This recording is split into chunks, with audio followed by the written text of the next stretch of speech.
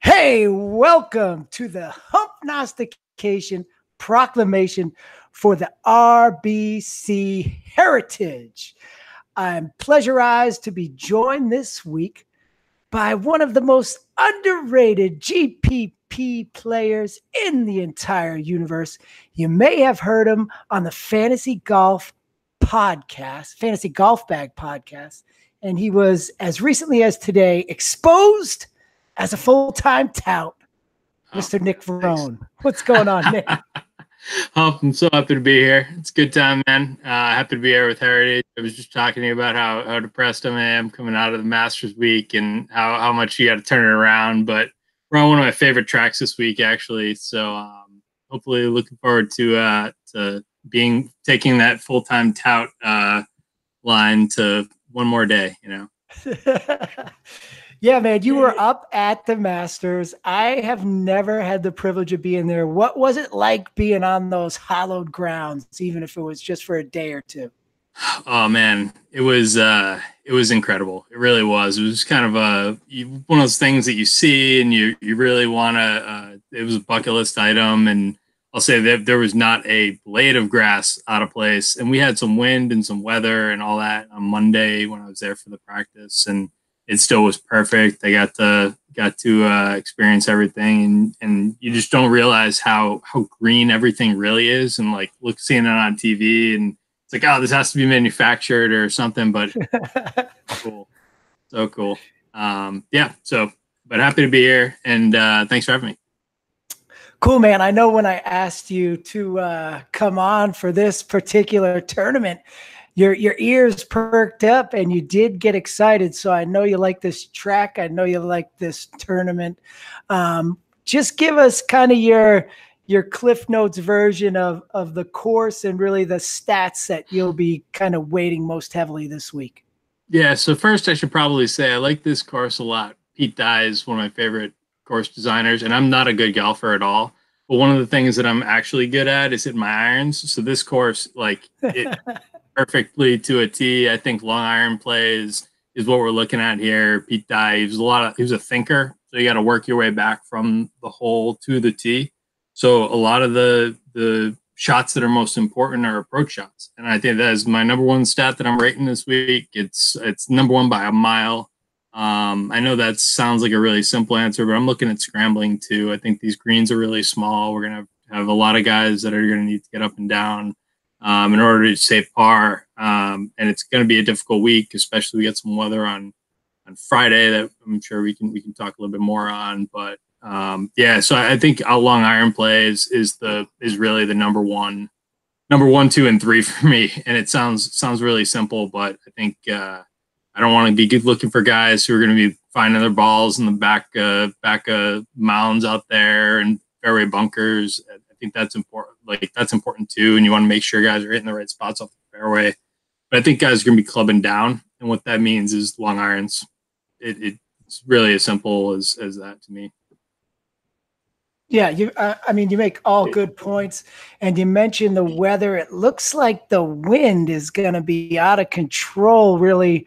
The last forecast I looked at for the first 3 days at least. Obviously, we're still a couple of days away and all that can change. But are you the type of player who will, be looking at that up to the last minute on Wednesday night and trying to figure out if there's a wave you should stack for tournaments? Yeah, I think there's a couple of things to think about there. I think what happens is that it's a really important thing to look at, but I think that people look at it too much, and then they start making all these decisions and picking suboptimal plays, even if the wind is bad, and kind of like they mess themselves up, they level themselves. And I think that important thing to pay attention to, and you always want to gather as much information as you can and put it to good use. And, maybe sometimes there are decent ways to stack weather and stack waves and whatever you want to do. But generally speaking, I would say I tend to try to stay away from, or tend to try not to let that bother me or like get in my way when I'm trying to make my decisions.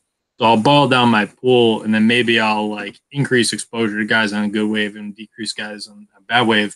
But I won't make like rash decisions and just say, oh, I'm not playing this guy. Like, not I'm not going to say I'm not playing Dustin Johnson because he's on the bad end of the wave, right? I mean, maybe if he was 30% owned, I might, but I think it's just people thinking too much sometimes. Yeah, absolutely. And, old Triple T Tambo, he mentioned to me once that in these weeks where the weather looks to be crazy and people start talking about you got to play, early Thursday, late Friday, or you got to stack a certain wave, he'll actually go the opposite of what everybody's saying just to kind of have that extra edge in GPPs. So it'll be interesting to see how the whole weather thing shakes out. But let's forget about the weather for now, Mr. Varone. Let's move on to some players. I'm going to run through some guys here, talk about them a little bit, kind of start at the bottom and move our way up and get your opinion on them. First, what I'm going to have you do in the Humpnostication Proclamation is really just pick one kind of older guy. One of them's a really old man. One of them's he's getting up there. Two guys with excellent course history, multiple victories at this course. I got 45-year-old Boo Weekley. He recently revealed that his absence from the tour was cancer related, so pulling for him for sure. And then 55-year-old Davis Love III. Weekley went back-to-back here with victories in 2007 and 2008. Davis Love has like 25 victories here starting in 1987. He went back-to-back in 91, 92, then followed up with those more recent wins in 98 and 2003. If you have to choose one of those guys this week, you have to play one of them. Who is it? I think if I have to play one, and I don't think I have to play one, it's going to be Boo, and for a couple different reasons. One, I can't get enough of the guy, and I can actually root for him on the course. DL3, like, he's fine. He is what he is, and he's an old guy chugging along, and he actually had some good showings recently, and I think that's all well and good. But Boo, man, I think that. I mean, he's right now better for me across the board. I think that he's played well here more recently than DL3 too. And he's been grinding web.com tour. I know that I didn't know that it was cancer related. That's really tough. And, cancer sucks, but I know he's been playing on the web tour and he's trying to, grind it out down there. So hopefully he can turn it around and maybe hit some good luck here this week and a good finish or two, and we'll see what happens. But yeah, gun in my head, I think I'm picking Boo. All right, cool. Yeah, I'm definitely having a Boo lineup this week just to root for the guy. I love him. He's a great personality. So I'm glad to hear you're on board with the booster. I know you're not, only if you had to play one. Yeah. But I like to hear it. All right, man. Before we get into the different price ranges, I want you to give me one South African. There's some interesting dudes in here. You got the 2016 winner of this tournament, Brandon Grace, who hasn't really played well this year. He had a top 5 at the Waste Management, I think, but since that time, it's been kind of Justin Harding kind of came out of nowhere and pulled off the T12 at the Masters last week. You got Charles just being Charles. Or you got a guy who I was playing a lot early in this season. He was coming up with some good strokes gained numbers. That's Rory Sabatini, and he's actually played well here. I mean, for his price, his last 4 appearances here, he's come 36th, 39th, 18th, and 35th. Give me one South African, Nick. I love this question. I really do. I'm in. I am playing Rory Sabatini, and I'm playing Rory Sabatini in cash, and he is one of my highest GPP plays of the week. So I love this question. I know Harding is going to be the sexy pick. He putted his mind off past couple weeks, and it's great for him. And he is a good putter, and I played him a little bit in Euro and earlier in the year, but I'm playing Rory Sabatini. He's my guy this week. I'm going down with the ship. Unless it comes out that he's over 15% owned or he's just dead in the wind and all this stuff. Unless some apocalyptic thing happens, he's going to be on my cash team, and my head-to-heads will be posted so you guys can all scoop me when into this and seeing Rory Sabatini in my cash team. So, but I'm glad we get that out of the way early. If anybody else doesn't care what I think after that, then we're good to go. So. Dude, that's awesome. You mentioned him. I mean, I love Rory Jr. I like to play him. But you mentioned he's like rating really highly for you this week. What's one thing that's sticking out for you about Rory this week? Yeah, I mean it's his ball striking and his scrambling both. I use a couple different sources for my stuff, so I kind of blend it all together. And his ball striking has been good. His results have been good. He's priced so cheaply on DraftKings that I feel like I need to have some exposure to him, and he's so much better than everybody else around him in that respect that. Like I said, he'll be on my cash team, and head-to-heads will be posted, so we'll be good to go. So unfortunately, I just pulled up the fan share data because I got curious. Yeah. And right now, Rory, and it's not by a huge amount, but he is the highest tagged golfer in the $6,000 range. Yeah. So I guess we're not the only. I will say, like, early in the week, and I'm sure you know this definitely, but early in the week, we'll see what happens with tags and ownership numbers. I think for ownership this week, it's going to be interesting because there's a ton of guys in like the mid $7,000 range and then into that from the high sixes down. And I have a guy I want to talk about, probably my last guy to talk about later, my favorite player of the week, and I'll save him. But I think there are enough guys down there that we won't see it too high. I don't think anybody in the 6K range is going to get it. No, absolutely 7%, maybe 6%. Yeah. All right, man. Speaking of the price ranges, the $6,000 price range, the guy I want to talk about is Scott Stallings, Patriots fan. That's a bonus. He's kind of, he's done like a whole kind of body change. He used to be a little bit lumpy looking guy, and now he's all into the fitness. But more importantly, according to Fantasy National, where I'm pulling this data from, I got him 18th in the field in strokes gained approach over the last 24 rounds, and I got him 37th tee to green. He had a 23rd place finish at the Valero, and he was 9th at the Valspar, so he's been playing well. Do you have any love at all for Mr. Scott Stallings this week? I do.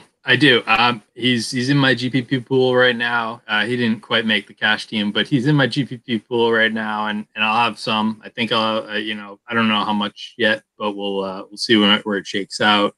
Like I said, there's a lot of guys down there that I'm considering right now, but Stallings is definitely on the list. He's in good form. His history is fine. I don't think there's anything that really scares me off him, and particularly for the price, I think it's a value. So totally on board with it.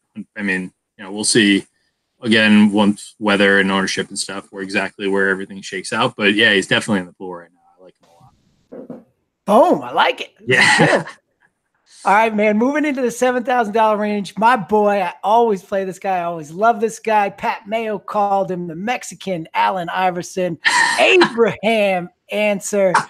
He ranks 7th off the tee the last 24 rounds. He's always good off the tee. He's 22nd tee to green. Any thoughts on Mr. Answer this week?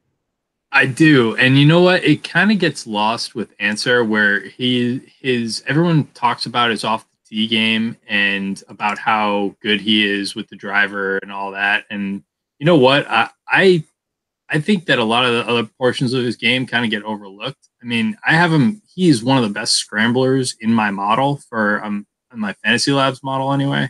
And I think that this week, if he's putting himself in good position off the tee, he's historically been a good driver of the ball in terms of accuracy, even if you discount distance a bit. And if he's putting himself in good position in the fairway and then, can get there and get to, hit the greens and great. And, he's putting for birdie. And if not, he's been such a good scrambler that, I think it mitigates a lot of the risk that comes with him, and his price is good. And we'll see again where ownership shakes out, but I don't think he's going to be too expensive. I mean, he's kind of in that middle range where there are a ton of guys right there that are probably going to feed off of a lot of it. So I think he should be a good GPP play. Yeah, there's so many guys in that 7,500 up into 8,000 that it's like, I don't think any of them are going to soak up a tremendous amount of ownership. Another guy in the $7,000 range that I'm really interested in, I played him a ton at the Masters, and he got cut But this is where I kind of like to jump back on guys. He was like one of 9 guys that got cut at the Masters. He's a super talented Mr. Matt Wallace. Had some good finishes before he got there to Augusta. Maybe could have just been overwhelmed for his first time there. But, I mean, he's a guy who can play, and I think he did burn a decent enough people where people are not going to be on him this week. Any thoughts on Matt Wallace? He's another guy I like. He's not. I wouldn't put him and Answer at the same level of like for me. I think I like Wallace a little bit less than Answer. Still a solid play, and I think his linksy type style of golf, and growing up in the UK, put him at an advantage in terms of how to manage a course from green to tee rather than from tee to green. Like a lot of the courses in the US are more like, hey, bomb it out there and see what happens where the ball lands and clip it to the green. A lot of these links guys play it backwards, which I think will really pay off at deep dive courses like Harbor Town. I think the one worry I have with him is around the green game. I think that he's a fine play, and I'm going to probably have a little clip of him, but I play a whole bunch of lineups, so it's like for me to have a little clip of him is more of a sprinkle than anything. So not a ton of conviction there, but I'll probably have some. I'll probably have enough for it to matter. But I think he's a fine play. All right, $8,000. The guy I want to talk about here, another guy like I got an affinity for all Australian golfers, Mark Leishman. I mean, he's the lowest priced guy in the $8,000 range. He's $8,000 flat. He hasn't really played tremendous since his 4th place finish at the Genesis, but despite the kind of bleh finishes, I got him ranked 4th in approach over his last 24 rounds and 16th in DraftKings points. What's your take on Mark Leishman this week? I am so torn on Lee. I'm going to have him. I think he's a great value for his price, but I'm so torn on how I should be feeling about him because his course history is pretty mediocre at best. And I saw that he averaged 25.5 putts around last year when he missed the cut, and he missed the cut. Like that's no bueno. Like that is we got problems when that's the case. I mean, when guys are putting 25 putts around, you got to think, oh man, he's leading the tournament by 6. And for that to be the case, it's a little worrying about maybe this course just doesn't suit his eye. He had a top 10 finish in 2013. He's made a couple cuts here, but nothing crazy. That's the one worry I have. I think he's infinitely more talented than the price that he's at right now, and to that end, I'm gonna have some of them, but I'm a little worried about pressing the lock button on him with that course history, and then combine the fact that he had to put his mind off just to miss the cut last year, and that's kind of worrying. But when I think of him, I'm a huge Leishman fan too. He's just such a likable guy. You see him on the course, and I've been to a couple live events where dude is just like good luck, Leash, and he'll turn, he'll wave to you, give you a little smile. It's like, and that's it. Like you can tell he's just a really down to earth guy. And I'm not saying that I'm basing my whole opinion on that, but I've listened to interviews and seen him just interact with fans, and it's just he's just kind of like a chill dude, and I'm in with that. I think that he's a good player and a good guy and all that, and I'll be rooting for him. But I'm probably not gonna just jam the field because I think that it is a little bit worrying about how he's played this course in the past. Having said that, I think he's coming off probably the best run of his career last year, so maybe clicked for him around this time, and we'll see what happens. But I'm not exactly pressing the lock button, but I'm going to have some because he's way too talented for the price. Yeah, I do believe he's underpriced, and you make the point about him. He does seem like a good dude, like just somebody I'd like to have a beer with Mark Leishman someday. He just seems like a guy you could chill with. Nice guy. Him and his caddy, Matty Kelly, is apparently just a really good dude too. I've listened to a couple. He was on the No Laying Up podcast and listened to him, and it was just like, man, he just sounds like a cool. Like, I want to go hang out with guys, Yeah, so I'll be rooting for him, but I don't know how much I'll have. All right. I get it, man. You can't have them all, dude. Yeah, that's right. All right. So there's something very interesting, in my opinion, kind of developing in the $9,000 range. Now, it looks like, I mean, it's still early in the week, but right now it's looking like definitely Jim Furyk and possibly Kevin Kisner are going to be the chalky chalk up in that $9,000 range. And my boy Tommy Fleetwood is kind of getting left, not completely overlooked, but just ignored to the point where I'm thinking, man, this is a little bit too crazy. You already mentioned the kind of Pete Dye coastal course. They tried to make this thing kind of like a Scottish course, man.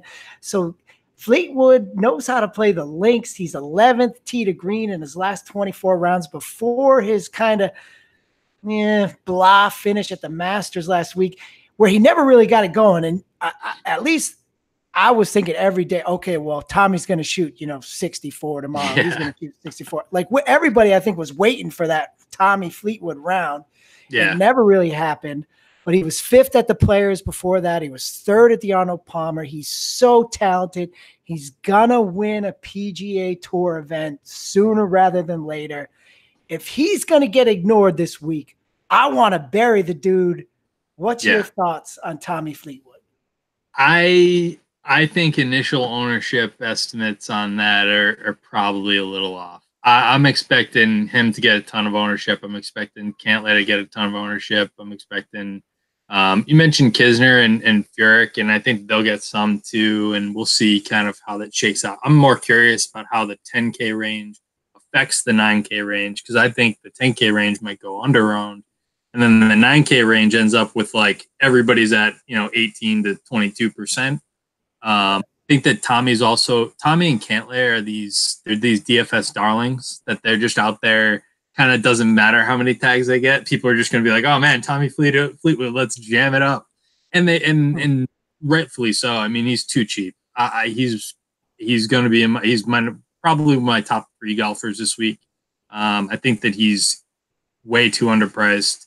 I think that he's too talented. And I mentioned the long iron play. He's one of the best long iron players on tour. Some of the best greens and regulation out there. Like, yeah, he's just so good. The short game could get him, and that's a little worrying, but I think that he can hit enough where he could go out and shoot some crazy scores in this if he's hitting those greens. And it'll be interesting to track ownership through tomorrow night. But right now, I'm not expecting him to go too overlooked, unfortunately. I wish, man, if he was like 12%, let's go. We're going all in. Tom, yeah. See what happened. But no, it's probably going to be high teens, low 20s with everybody else in that range, I think. Yeah, there's definitely enough time between now and then for him to pick up steam and end up one of the highest owned golfers. But I'm like, hey, man, if he's going to keep getting, I'll take it. Yeah. If you fools want to stay off him, I'm good with that. Come on, man. All right, man, you mentioned the $10,000 range. There's only, 1, 2, 3, 4, 5 dudes up there. They're all excellent players. You got DJ, you got my boy Frankie, Xander, Bryson, and Cooch. Now, I mean, obviously you could play them all and not go wrong. Right. The one guy that I'm a little bit kind of like worried about mentally would be Frankie, because he never makes mistakes, right? And coming down the stretch at the Masters, he made 2 pretty big mistakes. Yeah. And I'm kind of like, is that going to affect him going in this week where he's like, I had the green jacket, and now I'm going for the whatever that kind of jacket is called. I'm not smart enough to know that. But that jacket's not quite as fancy. It's a good-looking jacket, but it's no green jacket. I wonder if Frankie's kind of going to be disengaged at this tournament. So I'm worried about him. All those other guys, I'm like, whatever. They're all friggin' good. They can all win. Who's your guy if you're going to pick one up here? You're going to play one of them. Which guy is it? Price, without taking Price into account, I think the answer is Dustin, and it's not even close. I think he's just head and shoulders above everybody, and maybe outside of like Tiger and Rory right now in the golf world. I think he's just too talented. I do like Bryson a lot, especially because you get him at a discount. I know everyone's going to be on Kuchar, and that's great, and I'll have some as well. But I think that he's been playing a lot, man. Like Kuchar's been playing every week. He's like Sung Jae Im at the beginning of the season. Everybody was worried that he was playing too much. Kuchar's matching that, and he's got 20 years on Sung Jae. So I'm probably, if you give me the option to pick one, I'm picking Dustin, but I could go to either one of those guys too. Okay, and you do like Bryson. I do. I like Bryson a lot. Bryson's even, I mean, talking about a guy who can manage a course, like he can do that really well. And again, long irons will be all right. He doesn't have to spray the ball off the tee, and I think his short game's good, and he's got a couple good finishes here. And so I do like Bryson a lot. Yeah, he has a couple top fives, I think, or top tens with a miscut sandwich in between him, but he's played well here before. He's coming off his first career hole-in-one at any level, he says. So he's fired up. He's ready to play. Do you have him in your lineup? Do you have him in your lineup last week? You get that DraftKings hole-in-one bonus? No, you know what? Honestly, he really, really killed me in the Sunday showdown. I had a couple of lineups that were like right there, really high, kind of going in and out in the top 10. And I had the JT hole-in-one, which was good, but I didn't have Bryson, and everybody who had Bryson was just like, see ya, Hump, I'm out. Yeah. Go back down to 79th place or 790th place, wherever it was at. But no, I didn't have Bryson. And Hump's going to be honest, I do not like Bryson. Really? But I don't like him. As a person or as a golfer this week? I mean, I don't know him as a person, but I don't like his aura. I play him. I like him this week. I have him in lineups this week, but his whole kind of like persona, he kind of turns me off a little bit. He's a madman. He's the mad scientist. Like legitimately, he's just a nut. But I love it. He is kooky. He's kooky. It's weird. It's weird. It's weird. Like he's an acquired taste, I think. It's a weird whole dynamic. I don't know. But I play anybody. If I think they can win, I play them. I don't care. Right. Who cares? Whatever. All right, man. Let's get one more thing. Let's get Nick's Nugget. This is your favorite play of the week. We're not talking about price. We're not talking about ownership. You teased it earlier in the show, so I know you got somebody to talk about. Let's hear it. Oh, man, I got somebody. And I got somebody who nobody's talked about this week, and I can't understand why. Like, I'm not sure. Did he, withdraw or something? But Kevin Na, he's in the 6K range. Guy just hits every, if you take, the couple weeks outside of the injury, that guy hits every green. He's out there. His short game's really good. He's good with the putter. And he's managed Pete Dye courses before. I don't remember off the top of my head what his history is here, but yeah, guy's in the 6K range, and no, I don't think anybody's talked about it. I legitimately, I've listened to pods. Maybe I just missed him. Maybe I just black out or something when I hear his name. But this guy's also probably cost me 3 Fantasy Golf World Championship seats in the past 14 months or whatever it is. He had 2 last year alone, and then he cost me $5K or whatever it was this year. So I'm counting that too. So yeah, the guy's cost me a whole bunch of money, but I mean, 6.9K or whatever it is, 6.8K. And I don't think anybody's talked about him. I think he's a great play. I think is long when you talk about long irons and you talk about, get it on the green and let's get it in the hole and grind out, 4 rounds in weird conditions in courses that you got to think and hit good shots. That's what I want Kevin Na, and he's in the 6K range. So sure. Boom. That's it. I mean, Hump was not thinking about Kevin Na, so I'm kind of floored about that, but I like it. I'm going to have to do some of my research on now. Get some Kevin Na stuff in there. I like it. Thank you. Hey. No problem. All right, man. How many seats did you have in the Fantasy Golf World Championship last year? One. Just one. I stone bubbled 4, and 2 of them were because of Kevin Na, and that was fun. But I only qualified with 1. I actually went to the tournament live too on the Saturday, which was really cool. So I kind of made it my own live final without it actually being a live final. Just had a whole bunch of beers and walked the course, and I had some meet up with me, and we kind of just like trolled around and stood behind Brooks and needled him because I needed him to drop like 6 strokes or whatever it was. But yeah, no, we it was a lot of fun. But no, only 1 seat last year, unfortunately. Well, only one was one more than Hump. I think I might be between you and Circling the Drain and DFS Golf. I think I'm the only person from Rhode Island who doesn't qualify from the gotta get you in there this year, Hump. I gotta get in this year. Gotta get you in those studies. We'll have our own live final. Me yeah, and we'll drink beer. It's at I think it's at Trump National this year. So I'm close. Now I gotta right over the river. We fly you up from we're down Florida. Yeah, it's easy. I'm up there. I'll fly on Trump's plane, man. He's right across the road from me. So all right, that's man. Awesome. Nick Varone, I appreciate you coming on, talking RBC Heritage. It's going to be an awesome week. Looking forward to it. Get over your Masters hangover. Get you some RBC Heritage. Until next time, folks, we'll see you. It's the Humpnostication Proclamation.